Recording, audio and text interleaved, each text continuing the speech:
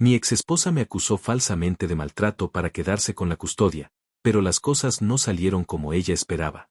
Hola, Reddit. No pensé que llegaría el día en que necesitaría escribir algo como esto. Siempre me consideré una persona discreta con mi vida personal, alguien que prefería resolver sus problemas en privado, sin airearlos frente a desconocidos. Pero llega un momento en que el dolor, la injusticia y la soledad se combinan de tal manera que necesitas gritarlo al mundo, aunque sea en un rincón anónimo del Internet. Hoy, solo quiero sacar todo esto del pecho, para entender un poco mejor lo que pasó. Me llamo Tyler, tengo 33 años, y hace apenas un año pensaba que mi vida era bastante estable. Vivía en una ciudad mediana, trabajaba como diseñador UX freelance, disfrutaba de tener mi oficina montada en casa, y lo más importante, era padre de un pequeño niño de 2 años, Cole, que era, y sigue siendo, la luz de mis días. Tenerlo a él le daba sentido a todo, a las largas horas de trabajo, a las madrugadas sin dormir, a las preocupaciones cotidianas. Todo valía la pena por ese pequeño ser humano de cabello revuelto y sonrisa luminosa. Hasta hace poco, también estaba en pareja. Estuve en una relación larga con Lea, mi ex, una mujer de carácter fuerte y una inteligencia brillante. Lea era ingeniera en sistemas, y nos conocimos en una conferencia de tecnología de diseño hace unos 7 años. Desde el primer momento supe que ella no era como las demás personas que había conocido, era directa, segura, no le temblaba la voz para decir lo que pensaba. Esa fuerza, que al principio me deslumbró, fue también la semilla de todo lo que vendría después. Al principio, éramos el equilibrio perfecto. Yo era el paciente, el que pensaba 2 veces antes de hablar. Ella era el fuego, la impulsiva, la que llenaba de energía cualquier habitación en la que entraba. Mientras convivíamos, esas diferencias nos hacían crecer. Yo la ayudaba a pensar con más calma, ella me empujaba a actuar cuando me paralizaba pensando demasiado. Durante los primeros años, todo funcionaba. Nos mudamos juntos relativamente pronto, cuando todavía éramos 2 jóvenes ambiciosos que soñaban con comerse el mundo.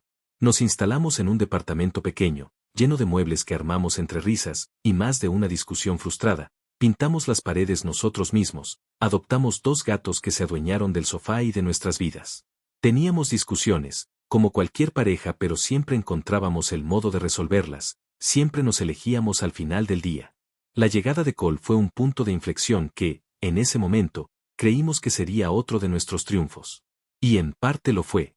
Ver a nuestro hijo nacer fue algo que cambió mi vida para siempre. Recuerdo perfectamente el momento en que lo sostuve por primera vez, su peso liviano, su llanto pequeño, la sensación aplastante de amor que me invadió en un segundo. Supe que haría cualquier cosa por protegerlo, pero también supe, lentamente, que algo en Lea había cambiado. El embarazo fue duro para ella, física y emocionalmente.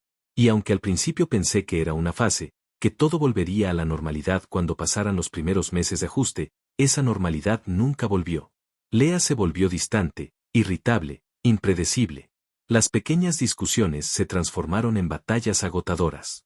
Una palabra mal dicha, un mal gesto, y todo explotaba. Yo trataba de mantener la calma. Reducí mis horas de trabajo para estar más en casa, para cuidar de Cole, mientras Lea descansaba o retomaba su vida laboral. Hacía los turnos de madrugada, cambiaba pañales, cocinaba, limpiaba, gestionaba citas médicas. Pero nada parecía suficiente. Ella me acusaba de no entenderla, de no apoyarla, de querer robarle su identidad como mujer más allá de ser madre. Yo intentaba explicarle que solo quería estar ahí para los 2, pero cuanto más trataba de acercarme, más la sentía escapar. Nuestra relación se convirtió en una sucesión de silencios incómodos, de frases cortantes, de distancias invisibles que se hacían cada vez más grandes. Dormíamos en habitaciones separadas. No por falta de espacio, sino por falta de voluntad. Compartíamos el mismo techo, pero no la misma vida. Yo propuse ir a terapia de pareja varias veces. Cada vez, su respuesta era una carcajada amarga o un comentario hiriente. El que necesita ayuda aquí eres tú, Tyler. Yo estoy perfectamente clara. La peor parte es que yo le creí. Dudé de mí mismo. Me pregunté si, de alguna manera, estaba fallando, si era demasiado exigente, demasiado débil, demasiado algo que no lograba ver. Y así me fui apagando poco a poco, convencido de que era mi responsabilidad mantener todo a flote. Por Cole. Siempre por mi hijo. Hasta que un día, la realidad me golpeó como un ladrillo en la cara. Era una mañana de miércoles cualquiera. Estaba trabajando en mi escritorio, diseñando un prototipo para un cliente, cuando alguien golpeó la puerta. Al abrir, me encontré con 2 oficiales de policía. Me entregaron una orden de restricción temporal. Lea me había denunciado por conducta abusiva, controladora y psicológicamente dañina, solicitando protección urgente para ella y para Cole. Recuerdo quedarme parado en la puerta, leyendo una y otra vez el documento sin entender realmente lo que estaba viendo.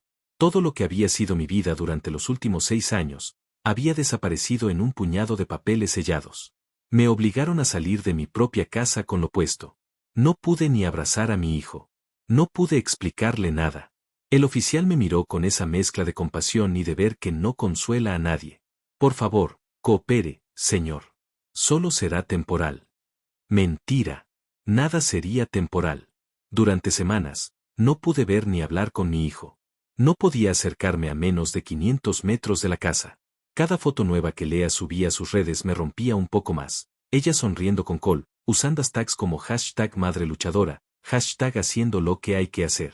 La narrativa pública era perfecta, una madre fuerte, protegiendo a su hijo de un hombre controlador. Y yo, estaba solo. Sin casa. Sin hijo. Sin forma de defenderme. Los abogados a los que consulté fueron claros.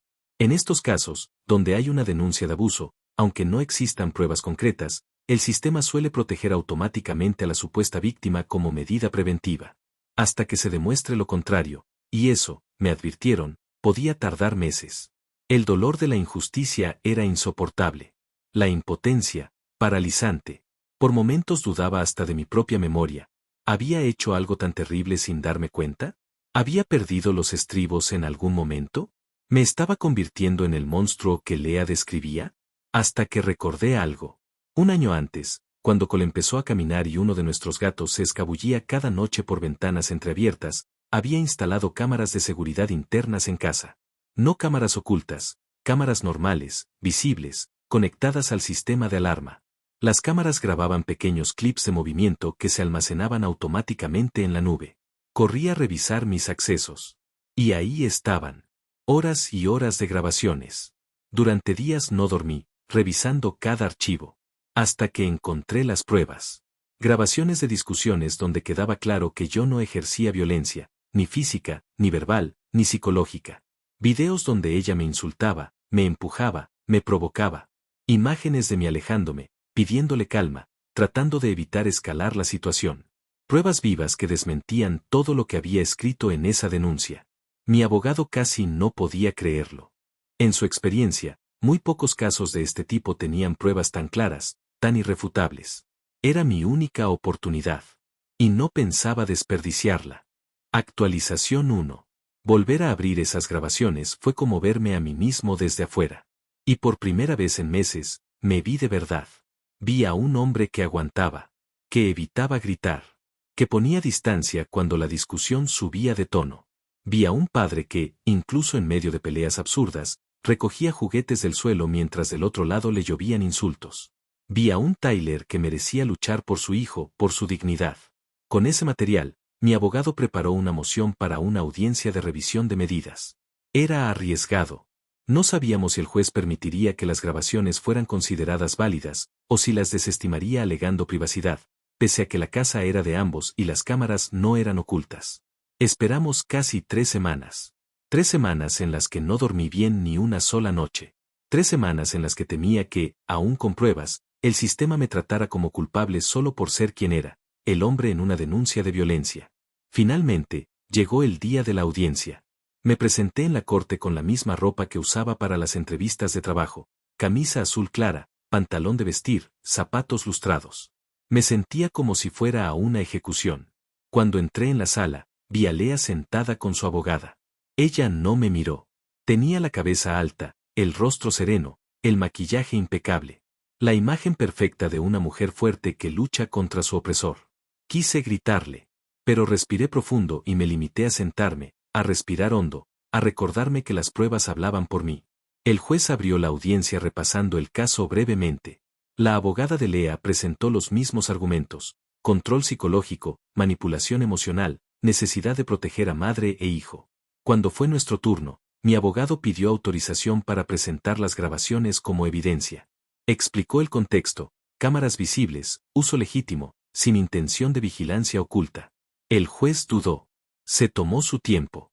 Pidió ver un resumen de los archivos en privado antes de tomar una decisión. 20 minutos después, regresó a la sala con el rostro más duro que nunca. Autorizó las grabaciones. Iban a ser admitidas. Lo que siguió fue una mezcla de alivio y terror. Mi abogado proyectó fragmentos seleccionados, discusiones donde yo pedía calma, donde era Lea quien escalaba las peleas, donde quedaba claro que la violencia no venía de mi lado. El juez miraba en silencio, anotando cosas en su libreta. La abogada de Lea comenzó a agitarse. Ella misma, Lea, bajó la vista al suelo. Por primera vez en meses, sentí que la verdad no era una carga inútil. El juez ordenó una suspensión inmediata de la orden de restricción. Me devolvieron el derecho de ver a mi hijo. Me concedieron visitas temporales bajo supervisión, como paso previo a la revisión completa de la custodia. Fue una victoria parcial. No era el final del proceso, pero era el primer respiro que había tenido en mucho tiempo. Lea no tardó en reaccionar. Esa misma noche, me llegó un correo suyo, larguísimo. Un muro de texto lleno de justificaciones, que había estado emocionalmente inestable, que no había querido hacerme daño real, que solo quería protegerse por si acaso, que nunca pensó que llegaría tan lejos. Me decía que lamentaba lo que había pasado, que deberíamos intentar resolver las cosas fuera de los tribunales, que pensáramos en nuestro hijo. No respondí. No podía. Después de todo lo que había hecho, de todo lo que había dicho, no podía fingir que era tan simple como perdonar y olvidar. Empecé a ver a Cole de nuevo. Al principio, bajo la atenta mirada de una trabajadora social. En una pequeña sala de juegos en un centro familiar del estado. Cada vez que lo veía correr hacia mí, gritando papá, el nudo en mi garganta era tan grande que apenas podía hablar. Cole no preguntaba por qué ya no vivía en casa. Solo me contaba cosas de su día, me mostraba dibujos, me abrazaba fuerte. Era demasiado pequeño para entender los monstruos invisibles que los adultos construimos. Pero sabía que no podía conformarme con visitas esporádicas. Mi objetivo era recuperar la custodia compartida. O al menos, un acuerdo justo. Y para eso, tenía que demostrar, no solo que las acusaciones eran falsas, sino que mi hijo estaría seguro, feliz y bien cuidado conmigo. Así que me puse a trabajar en silencio. Primero, comencé terapia individual, para tener un respaldo psicológico positivo. Segundo, tomé un curso de crianza positiva certificado. Tercero, reforcé mi red de apoyo, familiares, amigos cercanos, todos dispuestos a testificar si era necesario. Mientras tanto, el proceso contra Lea seguía su curso. Su abogado, viendo las pruebas, intentó negociar. Propuso un acuerdo extrajudicial. Ella retiraría voluntariamente las acusaciones si yo aceptaba no demandarla por difamación ni por daños emocionales. La tentación de arrastrarla a juicio y hacerla pagar por todo era enorme. Pero pensé en mi hijo. Pensé en lo que significaría para él crecer viendo a sus padres peleando en tribunales durante años. Y acepté. Acepté no porque Lea mereciera misericordia, ni porque no me sobraran las ganas, sino por un bien mayor, la persona más importante en todo esto, mi hijo, quien merecía paz. Actualización 2. Hola otra vez, vuelvo a darles detalles de lo que ha pasado y cómo han terminado las cosas. Cuando tomé la decisión de no demandar a Lea por difamación y daños emocionales, sentí una mezcla amarga de alivio y tristeza. Sabía que era lo mejor para Cole, pero no podía evitar preguntarme si, al no llevarla a juicio, estaba dejando la puerta abierta para que repitiera el mismo patrón con alguien más. Sin embargo, ese no era mi combate ahora. Mi batalla era otra. Reconstruirme.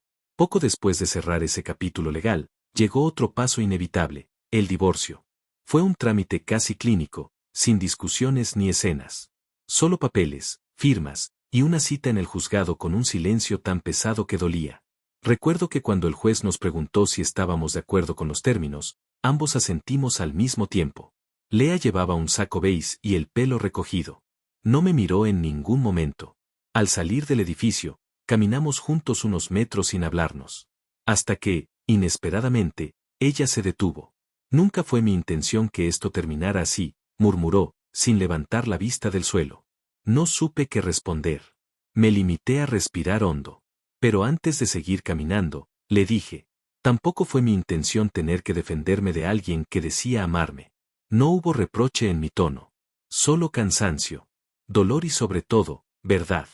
Ella no dijo nada más. Se quedó ahí parada mientras yo me alejaba con el sobre en la mano. No me giré. Los meses siguientes fueron de un proceso lento, silencioso, y muchas veces doloroso. Recuperar la custodia de Cole no fue automático. Aunque las acusaciones habían sido retiradas, el sistema requería evaluaciones, informes de psicólogos, visitas supervisadas que progresivamente se convertían en estancias de fin de semana. Cada reunión con él era como ir reconstruyendo un puente, ladrillo a ladrillo. Cole era feliz conmigo, eso era evidente, pero también era perceptivo. Notaba que algo había cambiado. Ya no me preguntaba por qué no vivíamos juntos los tres. Simplemente, había aceptado que la vida ahora era distinta. Y yo intentaba convertir cada momento que pasábamos juntos en un refugio seguro. Con Lea, el trato era frío pero cordial. No éramos amigos, no intercambiábamos más palabras que las estrictamente necesarias sobre nuestro hijo. Había renunciado a esperar disculpas sinceras. Ella seguía justificándose internamente, según su abogado. Decía que actuó por miedo, por confusión, por instinto de madre. Quizá en su cabeza fuera cierto. Ya no era mi problema. Mientras tanto, trabajaba en reconstruir mi vida personal. Me metí de lleno en proyectos freelance. Redecoré el pequeño apartamento en el que me había mudado, compré muebles nuevos, pinté las paredes de colores más claros, llené la sala de plantas, esta vez, prometí a mí mismo cuidarlas de verdad. Volví a ver a viejos amigos. Recuperé pasatiempos que había dejado de lado por años, el senderismo, la fotografía, tocar guitarra. Poco a poco, las heridas empezaron a cerrarse. No olvidé. No sané mágicamente. Pero dejé de ser solo dolor. Empecé a ser Tyler otra vez. Un Tyler diferente, sí. Más desconfiado, más prudente, pero también más consciente de su propio valor. Y entonces, cuando menos lo buscaba, apareció alguien nuevo en mi vida. La conocí de la forma más tonta y casual, en la fila de una cafetería, peleando con la máquina de tickets automáticos. Se llamaba Emily.